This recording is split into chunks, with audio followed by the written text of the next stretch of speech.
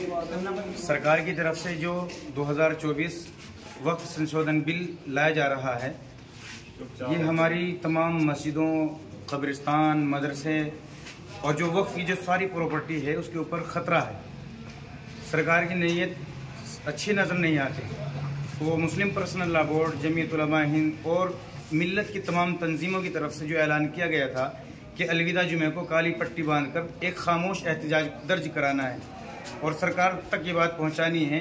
कि आप जो काला कानून लेकर क्या रहे हैं हमारी प्रॉपर्टी के ख़िलाफ़, हमारी जायदाद के ख़िलाफ़, हम इस काले कानून को नापसंद करते हैं। हम आपके इस काले कानून से राज़ी नहीं हैं। हम आपसे गुजारिश करते हैं कि आप इस काले कानून को वापस ले लें और हमारी वक्फ की तमाम जायदाद को, ज़मीनों को हमारे हाल पर छोड़ दें, क्योंकि जो ज़मीन वक्फ के नाम पर हो गई वो मुसलमानों की है और मुसलमान उस पर अपने दीनी फरीज़े को अंजाम देता है।